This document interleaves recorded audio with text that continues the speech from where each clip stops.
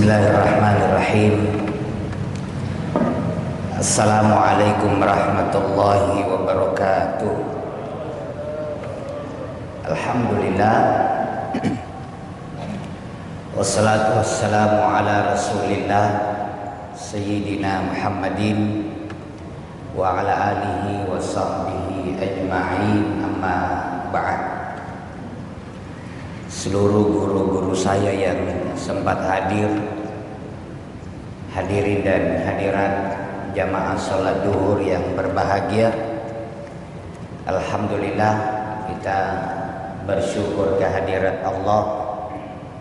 Baru saja kita melaksanakan sholat duhur, kita lakukan berjamaah, kemudian kita lanjutkan dengan kultum. Ini sesuai namanya, waktunya lebih fleksibel. Kultum, kuliah terserah antum, waktunya agak longgar. Salawat dan salam kepada junjungan kita Rasulullah Muhammad sallallahu alaihi wasallam. Tema kita bicara sedikit tentang Isra Mi'raj. Jadi ada hal yang istimewa dalam peristiwa Isra dan Mi'raj ini. Antara lain, sebagaimana sering kita dengar, ayat yang diawali dengan kalimat Subhana itu menunjukkan yang dibahas adalah sesuatu yang tidak semua akal bisa menjangkaunya.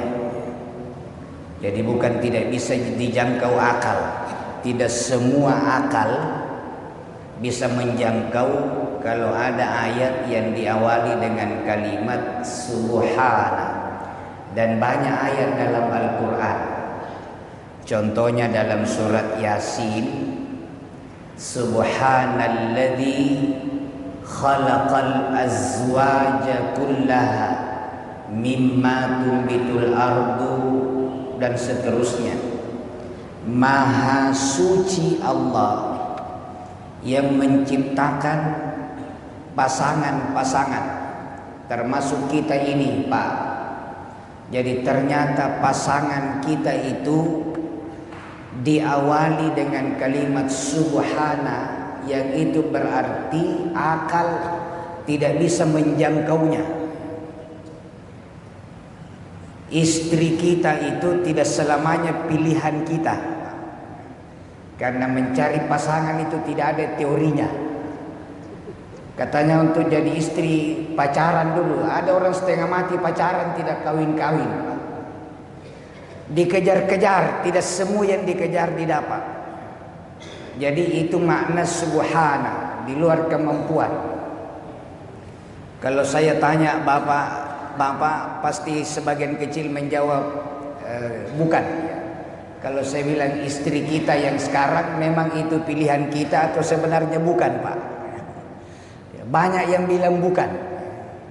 Tapi itulah pilihan Allah. Maka orang yang menyakiti istrinya atau membentak suaminya sesungguhnya dosa besar, karena dia menyakiti pilihan Allah. Jadi orang yang suka zolim sama pasangannya itu dosanya besar, karena menzolimi pilihan Allah. Inilah pada peristiwa Isra Mi'raj itu diawali dengan kalimat tasbih, Subhanalladzi asra bi'abdihi, yang memperjalankan atas hambanya. Ada dua, karena ada tema ini kesalehan sosial, saya masuk ke akhlak. Ada dua di sini, asra bi'abdihi. Pertama, Nabi itu pasif, maka sungguh tidak berakhlak yang menuduh Nabi bikin-bikin berita ini ketika Nabi pulang. Karena Nabi asra, diperjalankan. Jadi Nabi tidak berjalan, Nabi tidak punya kehendak. Semua skenarionya Allah. Bi'abdihi. Profesor Dr. Quraisy Shihab mengatakan, Subhanalladzi asra bi'abdihi, bukan bi Muhammad, oleh karena begitulah Allah memuliakan Nabi sehingga namanya tidak disebut. Semakin dimuliakan orang, semakin tidak disebut namanya. Ratusan ayat dalam Al-Quran Allah bicara kepada Nabi, tapi hanya 4 ayat yang nama Nabi disebut. Yang lainnya gelar. Ya ayyuhan nabi, ya ayyuhar rasul. 4 ayat menyebutkan nama Nabi, tapi itu pun tidak tunggal, disebut gelarnya. Wa ma Muhammadun illa rasul. Muhammadur Rasulullah disebut. Ini akhlak. Maka sungguh tidak berakhlak manusia biasa seperti kita menyebutkan Nabi tanpa gelar. Sungguh tidak berakhlak. Maka kalau baca salawat di luar sholat, ayo kita berakhlak. Allahumma salli ala Sayyidina Muhammad. Itu minimal Allahumma salli ala Nabiyyina Muhammad. Karena Allah mengajarkan akhlak, menyebutkan nama Nabi dengan gelarnya. Subhanalladzi asra bi'abdihi, hambanya. Dan memang Bapak Ibu, semakin dimuliakan orang, semakin tidak disebut namanya. Kalaupun disebut namanya, biasanya didahului dengan gelar atau diikuti dengan gelar. Yang terhormat Bapak Presiden Republik Indonesia Insinyur Joko Widodo. Tidak disebut yang terhormat Pak Jokowi. Itu tidak berakhlak namanya. Jadi gelar. Makanya ini mengajarkan kita etika yang luar biasa. Bahkan kadang-kadang Allah menyebut Nabi dengan panggilan yang sangat lembut. Yasin, Toha. Yasin itu Nabi. Siapa yang bilang? Ahli tafsir nomor 1 di dunia, Abdullah bin Abbas. Kata Abdullah bin Abbas, Yasin artinya ya insan.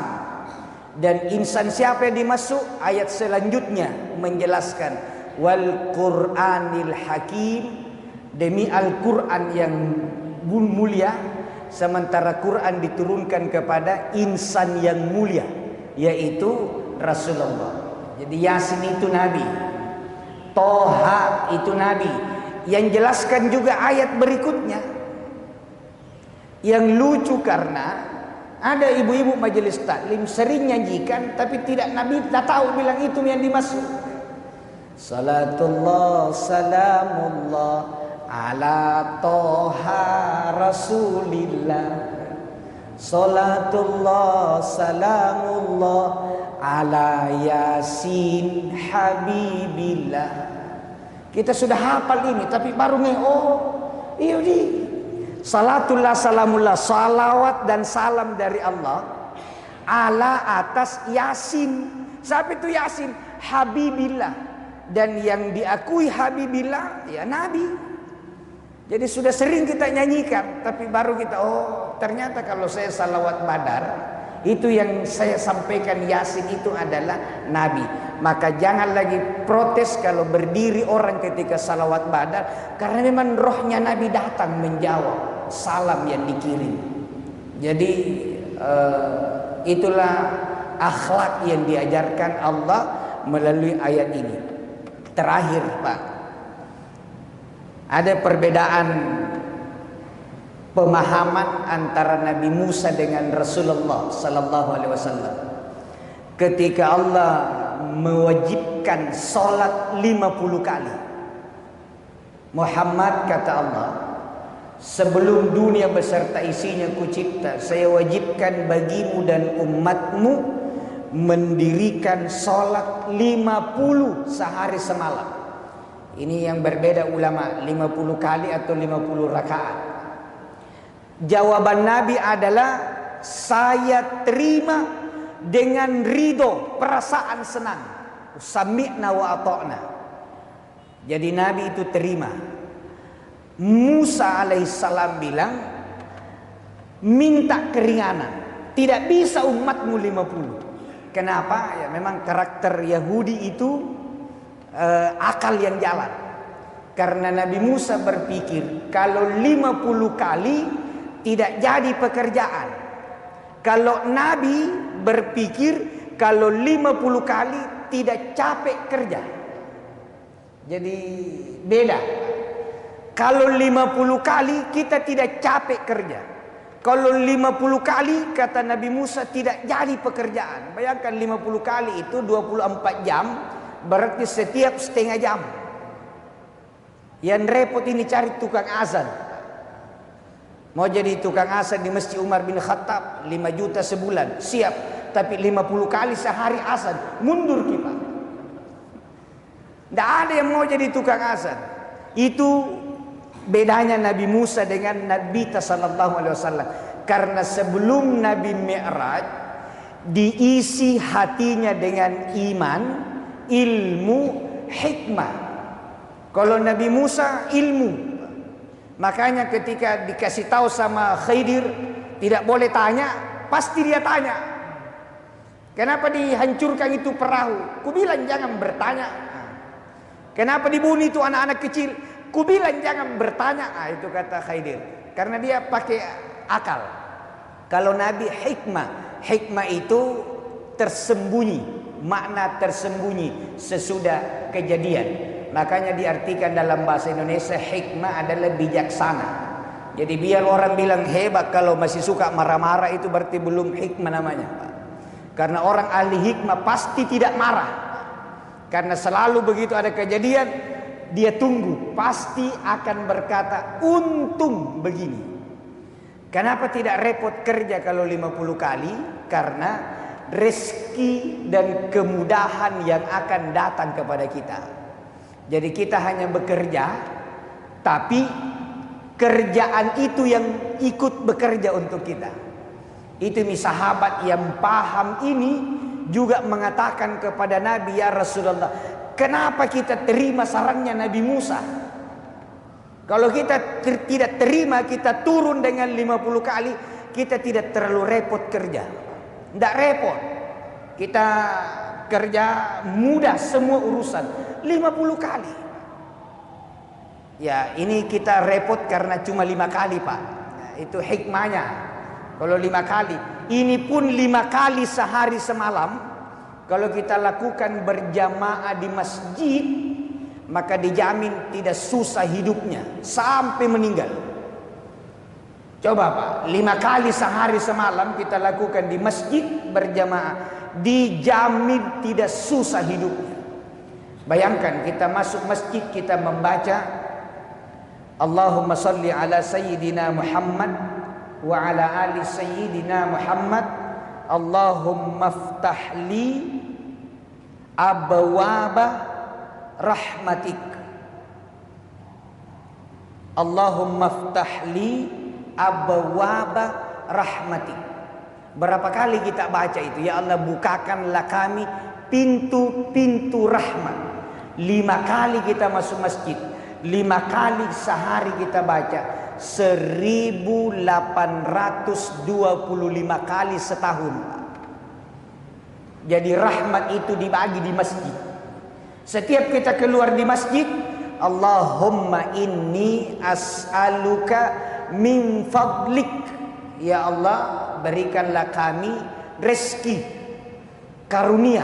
Jadi fadlik itu rezeki. Siapa yang bilang? Allah. Fa idza qudiyatis shalah fantashiru fil ard wabtaghu min fadlillah. Kalau selesai salat, bertebaranlah di dunia, carilah karunia, rezeki Allah. Cuma jangan lupa wa dzakarallaha katsira, banyak-banyak berzikir. Ya, banyak berzikir. Jadi kita keluar itu tetap kita fantasiru fil wabtaghu min fadlillah wadkurullaha katsira, dan banyaklah berzikir. Bayangkan kalau 1825 kali kita minta rezeki, masa tidak dikasih rezeki? Jadi orang yang berjamaahnya di masjid 5 waktu, 1 tahun dia lakukan, pasti ada perubahan dalam hidupnya. Pasti, karena rahmat Allah dibagi di masjid, rezeki Allah dibagi di pintu keluar masjid. Maka kalau mau bagus rezeki kita, rajin-rajinlah keluar dari masjid. Nah, tidak bisa orang keluar dari masjid kalau tidak masuk dulu, Pak. Jadi rajin-rajin keluar dari masjid. Inilah makna tersembunyi dari dahsyatnya peristiwa Isra Mi'raj. Banyak rahasia yang lain.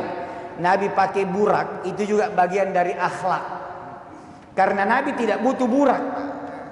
Kendaraan burak itu secepat kilat, sementara Nabi itu cahayanya cahaya, nurun ala nur. Jadi Nabi sebenarnya tidak butuh burak. Kenapa dia pakai akhlak? Supaya umatnya nanti mengikuti proses. Ya, itu kesalehan sosial. Sampai di Aqsa Nabi ikat itu buraknya. Nabi tidak perlu ikat. Nabi tidak diikat, tidak berani itu lari burak. Tinggalkan Nabi malah memang niat saja mau tinggalkan Nabi, hancur itu burak. Kenapa tetap diikat? Akhlak lagi. Harus ada ikhtiar. Ikhtiar. Dan yang istimewa dari ini juga bagian dari akhlak ini, Pak. Dari 124.000 nabi, ada 12 nabi yang cerdas di atas rata-rata. Salah satunya Nabi Musa. Kecerdasannya itu dilihat dari doanya, ya Allah, jadikanlah kami nabi terakhir. Dan kalau tidak bisa, jadikan kami umatnya nabi terakhir. Itu cerdas. Minta jadi umatnya nabi terakhir. Karena dia tahu aman kalau kita jadi umatnya nabi terakhir. Tapi malam itu 124.000 nabi kumpul di Aqsa dan menjadi makmum dari Nabi ketika Nabi memimpin sholat. Jadi 124.000 nabi itu adalah pengikutnya Rasulullah sallallahu alaihi wasallam. Allah memberikan kesempatan semuanya meskipun hanya 12 nabi yang minta. Jadi kalau kita jadi pemimpin dan terpilih, jangan tim sukses tak saja yang dikasih, Pak. Itu melanggar akhlak. Pokoknya semua rakyat dikasih. Begitu Allah mengajari akhlak yang baik kepada kita, sehingga kita menjadi manusia-manusia yang berakhlak, berkarakter saleh salehah. Semoga ada manfaatnya. Mohon maaf atas segala kekurangan. Subhanakallahumma wa bihamdik, asyhadu an la ilaha illa anta, nastaghfiruka wa natubu ilaik. Wallahul muwaffiq ila aqwamit thariq. Wassalamualaikum warahmatullahi wabarakatuh.